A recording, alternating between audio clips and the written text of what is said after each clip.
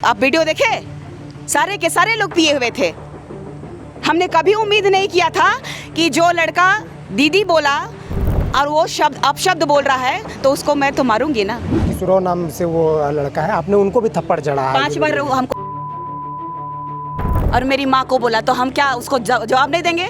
कोई आपकी बहन को इस शब्द से नवाजेगा तो क्या आप उसको चुम्मा करिएगा? तुम यहाँ पे क्या कर रही हो? मतलब ये ठेका लिया है कि हम कहाँ रह रहे हैं। ये इतना समय से उसके दिमाग में कौन ऐसा जहर पाल रहा था, कौन इसको जहर दे रहा था कि वो मेरे बारे में अनर्गल पहले बात किया, उसके बाद में ये इस तरीके का प्रकरण होता है। तो अगर मैं गलत हूँ तो मैं कह रही हूँ स्वतः ले जाइए ना।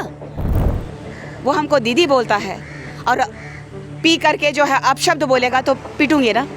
पीटा है मैंने, एक हाथ चलाया था लेकिन उसको लगा नहीं है। कि जमीन दलाल है, कहाँ से आए जमीन दलाल लोग, तो हो सकता है कि उनके मन में वो भाव हो कि ये लोकतंत्र 19 जो है लगातार मेरे विरोध में चलाता है। इसी वजह से आप लोग जो है सनातनियों का फेवर लेकर के आए हैं। मुझे पूरा यकीन है, पूरे तरीके से यकीन है, क्योंकि मुझे जहाँ तक लगता है आपको प्रेशर करना चाहिए कि एक आदिवासी महिला के साथ, एक लड़की के साथ में वो हमको गाली दे रहा है, एक लड़की को गाली दे रहा है, वो चलेगा?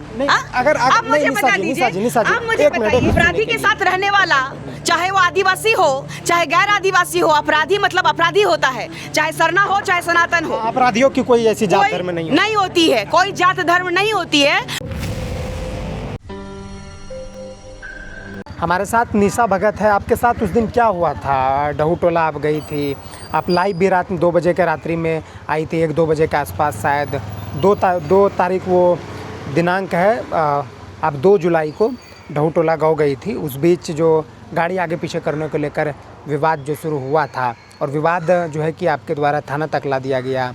और जो पंकज है जिनके ऊपर आपने आरोप लगाया है, वो कह रहे हैं कि हमारे ऊपर मारने की धमकी देने का आरोप लगाया है, जाति सूचक गाली देने का आरोप लगा है, जो निराधार है। हमको गाड़ी पीछे करने के लिए कहा गया था, हमारे पीछे पर्याप्त जगह नहीं थी, जिनकी वजह से हम गाड़ी पीछे नहीं कर पाए। और निशा भगत आई, वहाँ पर हो हंगामा हुआ। कैसे देख रहे आप? खुद वहाँ पर मौजूद थे, क्या हुआ था उस दिन? चूँकि मैं बेसिकली रहती हूँ गुमला की रहने वाली हूँ, लेकिन वर्तमान में मेरा यहाँ आवास है जहाँ मैं रहती हूँ डहू टोली में। और तकरीबन मुझे लगता है कि 11 से 12 के बीच में जो है हम लोगों का जो यात्रा था, घर में पहुँचे हम लोग। सीसीटीवी फुटेजेस भी है हमारे पास कि हम कब घुसते हैं घर। हमारे साथ 2 गाड़ियाँ थी। एक गाड़ी मेरी जिसमें कि मैं और एक आरती मेरी दोस्त हैं, वो दोनों थे, और एक पीछे गाड़ी थी। पीछे गाड़ी को रोक दिया गया था, हमें फिर वापस पुनः वहाँ पे बुलाया हमारे दिलीप भाई ने। मैंने गाड़ी नंबर के साथ मेंशन कर दिया है, थाना प्रभारी को बताया है कि इस गाड़ी को रोका गया था।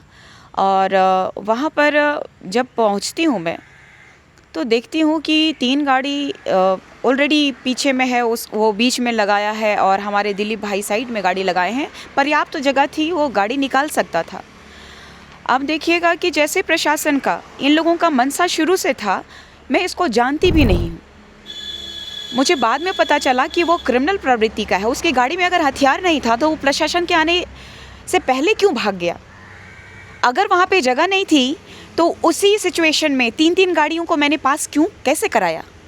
ये अपना गुनाह को छुपाने के लिए वो लोग, और ये पुलिस प्रशासन जो है, थाना प्रभारी, ऐसा लग रहा है कि क्रिमिनलों को ये सह दे रहे हैं और आदिवासियों के विरोधी ये प्रतीत हो रहे हैं। और मुझे लगता है कि आप पूरा फुटेजेस देखिएगा, ये थाना प्रभारी सिर्फ मेरा गाली देने का दे रहे हैं, फुटेजेस दिखा रहे हैं और कह रहे हैं कि निशा भगत गाली दी है। कोई मुझे मारेगा, मुझे कोई गाली देगा, कोई हथियार दिखाएगा तो मैं चुप तो नहीं रहूँगी। वहाँ पे गाड़ी में हथियार नहीं था कह रहे हैं, तो यहाँ पर थाना प्रभारी कैसे बोल दिए कि वो उनकी माताजी आई थी, उनके घर पे छापामारी के लिए भिजवाए थे, पुलिस प्रशासन आया, लोकेशन भेजा गया मेरे द्वारा पुलिस प्रशासन को, उसका प्रमाण भी है। वो खुद लोकेशन मांगे, वो खुद आए मेरे पास में, और वो मुझे लेकर के 1:30 बजे से 2 बजे तक में उनकी माताजी आई थी, हाथ जोड़ी, और वो हंस रही थी, मुस्कुरा रही थी। वो क्रिमिनल के बच्चे, उनकी माताजी को सुधारना चाहिए था। मैंने बोला भी कि आपका बच्चा को सुधारना चाहिए, कल के डेट में मार देगा तो क्या करेंगे हम? आज ये इतनी बड़ी परेशानी क्यों हो रही है? अगर हम गलत हैं तो वो लोग भी तो केस किया है। पहले मैं केस की रात में, उनके माताजी, और दोबारा 3 तारीख सुबह में। आप सीसीटीवी फुटेजेस भी देखिएगा। कुछ क्रिमिनल प्रवृत्ति के लोग मेरे घर को 18-20 लोग घेर लेते हैं। उस समय भी मैंने प्रशासन को बुलाया, उस समय भी प्रशासन आई, वो भी थाना ही प्रभारी आए। उसके बावजूद इनको क्या ऐसा तुक लगा कि वो बार बार कह रहे हैं कि मैनेज कर लीजिए, आपकी गलती है तो अभी मेरी गलती है तो आप केस कीजिएगा ना जी। लेकिन वो लोग तो कह रहे हैं कि हम लोग सरपंच जी वहाँ पर गए थे आपके पास और 2 लोगों की अनुमति ली जा रही थी बातचीत करने के लिए। सरपंच जी का रिश्तेदार भी इसमें इन्वॉल्व है, लल्लू गोप या लालू गोप, नहीं जानती अच्छे से नाम, लेकिन लालू गोप उस लड़के का इन्वॉल्वेंस है। इसी वजह से बार बार मुझे प्रेशर आया मेरे घर पे। वहाँ कुछ ऐसे नेता लोग भी पहुँचे जो संबंधित पार्टी के थे और उनके द्वारा था कि हम बस मिलने आए हैं, लेकिन कहीं ना कहीं से लगातार मुझे ये लोग जो है प्रेशराइज़ कर रहे हैं कि मैं केस ना करूं। लेकिन क्यों ना करूं? अगर नॉर्मल इंसान रहता कोई, ये सरना और सनातन के बीच फ्रिक्शन का नहीं है। अगर नॉर्मल कोई इंसान होता तो शायद मैं माफ़ भी कर देती, लेकिन वो क्रिमिनल है, उसका क्रिमिनल रिकॉर्ड है और उसके पीछे कोई तो ऐसा है जो करके ये करवा रहा है, क्योंकि उन लोगों को मैं जानती भी नहीं और मेरे आने का उन्होंने इंतज़ार किया। मतलब आप देख लीजिए कि मेरे आने का उन लोगों ने इंतज़ार किया। पंकज साहू अगर गणेश साहू का बेटा अगर निर्दोष है तो भागा क्यों? वो प्रशासन से क्यों भागा? ये सबसे बड़ा वाला सवाल है। और ये थाना प्रभारी एक मुर्गी चोर का जब ले लेते हैं आवेदन और थाना में केस हो जाता है, तो फिर एक ऐसा मर्डरर जो अपराधी प्रवृत्ति का व्यक्ति है उसके खिलाफ में जब मैं केस की हूँ तो क्या कारण है कि नहीं ले रहे हैं? मुझे पैसा जब ऑफर किया गया, सरपंच जी भी बोले कि सीसीटीवी लगा रहने से क्या होता है, तो ये माजरा है कि किस चीज़ के लिए आपको पैसा ऑफर किया गया था कि केस मत लीजिए। लेकिन वो लोग तो कह रहे हैं कि हम लोग बातचीत करने के लिए सरपंच साहब खुद गए थे। गाँव का ये मामला है, छोटी मोटी चीज़ है, छोटी मोटी बात है, ये छोटी मोटी बात है क्या? कोई क्रिमिनल जो आज मतलब हाल फिलहाल में पता कर लीजिएगा, किसी ढाबे में जाकर के हथियार दिखाया था, अभी हाल फिलहाल की बात है, और हथियार लेके वो नहीं था, तो मुझे बता दीजिए ना, प्रशासन से किस बात का डर? अगर आप अगर सच्चे थे, आप अच्छे थे, तो आप भागे क्यों? और जब प्रशासन यहाँ पे बुला रहा था तो अपनी माताजी को क्यों भेज दिया? आपने उनको वीडियो के दौरान, लाइव के दौरान आपने जमीन दलाल भी उनको कहा है बाकायदा, जो उन्होंने आपके ऊपर आरोप लगाया कि निशा भगत के द्वारा हमको अभद्र बात वो बोली है हमको, और उन लोगों का भी पक्ष हमने लिया है और हमने ये ज़रूरी इसलिए समझा कि आपका पक्ष रखा जाए क्योंकि ये 2 मामला है, तो दोनों पक्ष का मामला, दोनों पक्ष की तरफ से बयान आना जरूरी है। दोनों पक्ष का केस ले लेना चाहिए था, दोनों पक्ष का केस ले लेना चाहिए था थाना प्रभारी को। अगर लगता है, उनके साइड से लगता है कि मैं गलत हूँ, तो उनका भी ले लेना चाहिए केस। मैं कहाँ कह रही हूँ कि उनका केस ना ले, मैंने थाना प्रभारी को कहा, उन्होंने कहा कि आपके ऊपर भी केस किया है, तो मैं बोली कि लेना चाहिए, क्योंकि गलती क्या है, कहाँ है, कैसे हुआ है प्रकरण और कौन किया है वो तय करेगा माननीय न्यायालय, माननीय कोर्ट तय करेगा। ने उनको जमीन दलाल कहा, जमीन दलाल जैसे शब्दों से संबोधित किया। सबसे बड़ी बात है कि आपको कोई अगर परेशान करेगा, आपकी रोटी बेटी, आपकी माँ को कोई गाली देगा, आप शब्द कहेगा, तो क्या आप चुप रहिएगा? नहीं, तो जमीन दलाल बोलने का अधिकार तो नहीं। अगर आप बता दीजिए कि आदिवासी तुम, मैं बहुत गंदा शब्द बोला जो कि आपके सामने अभी नहीं कर सकती हूँ, आप वीडियो भी चला दीजिएगा, आप बता दीजिए आपकी माँ बहन को गंदा गंदा गाली देगा तो आप मान जाइएगा? तुम यहाँ पे क्या कर रही हो? मतलब ये ठेका लिया है कि हम कहाँ रह रहे हैं? ये इतना समय से इसके दिमाग में कौन ऐसा जहर पाल रहा था, कौन इसको जहर दे रहा था कि वो मेरे बारे में अनर्गल पहले बात किया, उसके बाद में ये इस तरीके का प्रकरण होता है? तो अगर मैं गलत हूँ तो मैं कह रही हूँ स्वतः ले जाइए ना, मैं अगर गलत हूँ तो मेरे खिलाफ भी एक्शन लीजिए ना।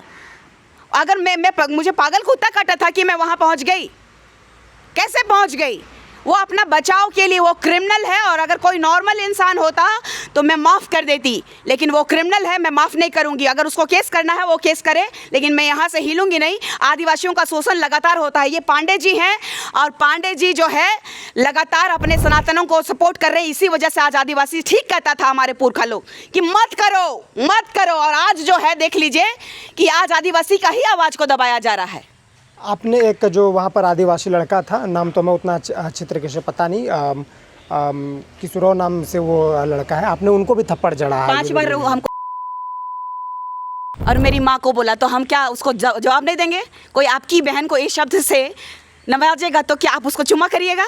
अगर ऐसा है तो गलत बोला। नहीं, आप बता दीजिए, आप हमको बुलवाने पे मजबूर कर रहे हैं, तो वो बोला है, अगर वो ऐसा बात बोला है तो मैं शांत नहीं रह सकती, क्योंकि मैं लोगों के लिए लड़ती हूँ। अगर मुझे कोई गलत बोलेगा तो मैं कतई बर्दाश्त नहीं कर सकती, और मेरे परिवार को बोलेगा तो मैं बर्दाश्त नहीं कर सकती। मैं बहुत संघर्ष कर रही हूँ, बहुत मुश्किल से लड़ रही हूँ। अगर मेरी गलती है तो आप ले जाइए ना, मैं कह तो रही हूँ मेरी गलती है तो मेरे पे केस करिए, FIR करिए, मुझे कोई गिला शिकवा नहीं होगा, मैं केस लड़ूंगी, मैं सच्चाई में हूँ। मेरे पास एक CCTV फुटेजेस है, मेरे पास एक एविडेंस है कि हम कब घर पहुँचे हैं, मुझे कब बुलाया गया है, ये देख लीजिए, यही था। सेकंड गाड़ी में आप पूछ सकते हैं, दिलीप नाम का लड़का है, आप पूछिए उनसे कि क्या ऐसा रीज़न था, मुझे क्यों बुलाया गया, उससे क्यों बहस किया गया। जब उनकी बहस थी तो मुझे क्यों बुलाया गया कि आदिवासी का नेता बनती है रे तुम्हारा दीदी, बुलाओ उसको। ये शब्द बोलना ज़रूरी था, हमको तो पता भी नहीं था वहाँ लड़ाई हो रहा है। हम बोले पैदल आएंगे क्या, तो बोला गया कि नहीं पैदल नहीं, गाड़ी से आइए, अब बहुत वेरी अर्जेंट है। अब वहाँ जा रहे हैं तो पता चल रहा है पी के पार था सब लोग। आप वीडियो देखे, सारे के सारे लोग पिए हुए थे। हमने कभी उम्मीद नहीं किया था कि जो लड़का दीदी बोला और वो शब्द अपशब्द बोल रहा है तो उसको मैं तो मारूंगी ना। वो हमको दीदी बोलता है और पी करके जो है अपशब्द बोलेगा तो पीटूंगी ना। पीटा है मैंने, एक हाथ चलाया था लेकिन उसको लगा नहीं है। हाँ, लेकिन ये उचित नहीं है ना, चूँकि आप आदिवासियों के हक में लड़ाई लड़ती है, आदिवासियों की बात आप जो है वो प्रमुखता के साथ उठाते हैं, और आप जिस आदिवासी की लड़ाई आप लड़ते आ रहे हैं लंबे समय से, और उसी आदिवासी लड़के के ऊपर हाथ उठाना कहीं ना कहीं निशा जी ये अनुचित है। देखिए, सबसे बड़ी बात है कि कोई आपकी बहन बेटी को अगर गाली देगा तो आप बताइए कि आप उसको प्यार करिएगा क्या। और वो उसका मनसा था, उसको पता कीजिए कि कौन लड़का है, किसका बेटा है, क्या ऐसा रीज़न था कि वो हमको गाली दिया। हमने तो उसके पास जा कर के उसको नहीं तबाह किया, कोई उसकी रोटी बेटी तो नहीं छीना कभी। इससे पहले तो वो हमको दीदी बोला पहले, उसके बाद क्या एकाएक हुआ इसका मन कि हमको गाली गलौज कर दिया। आप मुझे बताइए, पूरा गांव देखा वहाँ पर। हो सकता है कि निशा जी आप जब लाइव स्टार्ट किए, लाइव के दौरान आप यह कह रही है कि ज़मीन दलाल है, कहाँ से आए ज़मीन दलाल लोग, तो हो सकता है कि उनके मन में वो भाव हो कि ये लोकतंत्र 19 जो है लगातार मेरे विरोध में चलाता है। इसी वजह से आप लोग जो है सनातनियों का फेवर लेकर के आए हैं। मुझे पूरा यकीन है, पूरे तरीके से यकीन है, क्योंकि मुझे जहाँ तक लगता है आपको प्रेशर करना चाहिए कि एक आदिवासी महिला के साथ, एक लड़की के साथ में वो हमको गाली दे रहा है, एक लड़की को गाली दे रहा है, वो चलेगा? अगर निशा जी एक मिनट मैं आपकी बात सुनूंगा, मैं आपकी बात सुनूंगा, लेकिन एक बात ये है निशा जी कि हमने उनका भी पक्ष लिया है। हम ये कह रहे हैं, हम आपसे जानने चाहे, आप हम स्वतंत्रता निष्पक्ष हैं, हम आपसे इस मुझे नहीं लग रहा है बार बार आप लोग उसका फेवर कर रहे हैं। आप बताइए, नहीं आप उसका बार बार फेवर कर रहे हैं। आप बताइए कि अगर केस अगर होना चाहिए उसका केस ले ले। हाँ, दोनों पे होना चाहिए। हाँ, दोनों पे होना चाहिए। अगर मैं गलत है तो फिर दोनों पे होना चाहिए। लेकिन आप बार बार एक ही बात कह रहे हैं कि आपने एक आदिवासी बेटा को गाली आपने मार दिया। अरे आदिवासी बेटा, अगर कहे हैं कि अगर जमीन दलाल उस लड़के को कहे तो जमीन दलाली करता है, जमीनों में पैसा लेता है, जो जमीन काम होता है उसमें धमकाता है। आज उसको पैसा नहीं दिया उसका गाँव में रहने के लिए, तो आज हमारे साथ ये कांड कर दिया। तो कौन सा गारंटी है जो हमारा रैकी हो रहा है कल हमको ना मरवा दे? वो अपराधी नहीं होता तो शायद मैं इतना बड़ा संज्ञान भी नहीं लेती, लेकिन वो अपराधी है। नहीं, हम देखिए, हम निशा जी आपके पास क्यों आए? आपका पक्ष लेने के लिए, आपकी बात सुनने के लिए। अपराधी के साथ रहने वाला, चाहे वो आदिवासी हो चाहे गैर आदिवासी हो, अपराधी मतलब अपराधी होता है, चाहे सरना हो चाहे सनातन हो। अपराधियों की कोई ऐसी जात धर्म नहीं होती है, कोई जात धर्म नहीं होती है। और जो अपराधी का, चाहे मैं अपराधी हूँ, चाहे आप अपराधी हैं, चाहे जो भी है XYZ, तो कार्रवाई होना चाहिए। बिल्कुल कार्रवाई होनी चाहिए। अगर मामले का सत्यापन होती है, अगर सही पाया जाता है तो वो कार्रवाई चाहे आपके तरफ से हो या उनके तरफ से। बिल्कुल। तो ऐसा क्या कारण है कि बार बार मुझे मैनेज के लिए क्या कहा जा रहा है? आज मेरी दोस्त को, आज भी सुबह मेरी दोस्त को कमलेश राम ने फ़ोन किया। कमलेश राम ये हाँ, कि बोल दीजिए कि केस वापस ले लेंगी। तो ये क्या है? मतलब आपको मैनेज के लिए कहा जा रहा है? सब लोग मैनेज के लिए कह रहे हैं। मुझे ये समझ में नहीं आ रहा है ये पांडे जी का क्या प्रॉब्लम हो रहा है। जब आधी रात में यहाँ वो खुद मुझे थाना लेके आए कंप्लेन लिखवाने के लिए, तो क्या कारण है कि वो इतना डर रहे हैं? क्या वो अपराधी इतना खतरनाक है कि आज थाना प्रभारी उससे डर रहे हैं? जब वो थाना प्रभारी डर रहे हैं तो हमको कैसे डर नहीं लगेगा? आप बताइए ना, कैसे डर नहीं लगेगा? अपना जान का गुहार क्यों नहीं लगाऊं मैं अकेले रहती हूँ। नहीं, अगर ऐसी बात है तो अब जान की डर सबको रहती है, और ऐसे में आप स्वतंत्रता है कि आप थाना से सुरक्षा ले सकते हैं, न्यायालय से सुरक्षा ले सकते हैं। लेकिन जहाँ तक बात रही निशा जी, आपने कहा कि लोकतंत्र 19 सिर्फ दूसरे पक्षों का सपोर्ट, ऐसा नहीं है। हम आपके पास इसलिए आए कि आपके पक्षों को रख सके, आपने खुलकर इससे बताया। पहले भी आपकी जो आदिवासी पत्रकार थी वो मेरा वीडियोस कई बार चलाई भी है, और सरना सनातन के मुद्दे पे और कई मुद्दों को गौन किया गया, और तीर्थनाथ आकाश जी के साथ भी कई बार हॉट टॉक हुआ कि भाई हमारा जो है सेरेंग मूवी को लेकर के जो था कि आप ना बोले इस विषय को लेकर के। कैसे नहीं बोलेंगे जी, आदिवासी अस्मिता की बात है। आप बोल रहे बार बार एक ही बात करें, आदिवासी को कैसे हाथ उठा दिया? अरे अपराधी वो अपराधी है। नहीं, अपराधी होता है, इस बात को मैं एक्सेप्ट करता हूँ। लेकिन हम ये पूछ रहे हैं आपसे कि आपने जैसे उनके ऊपर हाथ उठाया था, हमने आपसे ये सवाल किया ना। हम वहाँ जा कर के हाथ उठाने की बात कह रहे हैं, तो आप पूरा प्रकरण देखिए ना। वहाँ मैं कैसे गई, मुझे क्यों वहाँ से फ़ोन आया कि मेरी गाड़ी रोकी हुई है। 25 मिनट तो मुझे लगता है कि वो बहस किया हमारे लोगों से। जब दूसरी गाड़ी पास हो सकती थी तो उसकी गाड़ी पास होने में क्या दिक्कत थी? एज इट इज़ वो हमारी गाड़ी थी, उसके बाद शादी गाड़ी पार हुई है। सोच लीजिए, बड़ी बड़ी गाड़ी शादी का, तो और थार पार नहीं हो रहा है, स्कॉर्पियो पार हो गया। बताइए, तो आप बता दीजिए कि ये लोग प्रेशर कर रहा है निशा भगत को इन किन प्रकार दबाओ। तो अगर ये लोग गलत नहीं तो बार बार मेरे घर रखी के लिए क्यों भेज रहा है लोगों को, लड़कों को? वो तो कह रहा है कि हम नहीं भेज रहे हैं भाई हम लोग। तो फिर कैसे जितेंद्र और साहू को भेज दिया गया? सरपंच उसके रिश्तेदार हैं, कैसे आ गए? और मुझ पे एलिगेशन लगाया ये लोग कि यहाँ पर गलत काम करती है, धंधा करती है, कह दिया। ये बताइए आप, ये शब्द आपको बोला गया है। इसका कोई प्रमाण आपके पास? ऑफ कोर्स है प्रमाण मेरे पास। वीडियो बना रही होगी, लाइव होगा। मैं उस शुरू में बनाई ही नहीं। मैं सोची कि हमारे बच्चे हैं, हमको यकीन नहीं था कि इतना गंदा मानसिकता के साथ ये लोग पूरा प्रकरण को अंजाम दिए हैं। पूरा प्रकरण बिल्कुल, ये इनकी सोची समझी साजिश है। कभी हम बात नहीं किए हैं इन लोग से, कभी मुझे तकलीफ नहीं हुई। जो दीदी कह रहा है वो अच्छा एकाएक गाली कैसे दे सकता है, और बुलाने के लिए बोल रहा है कि बुलाओ।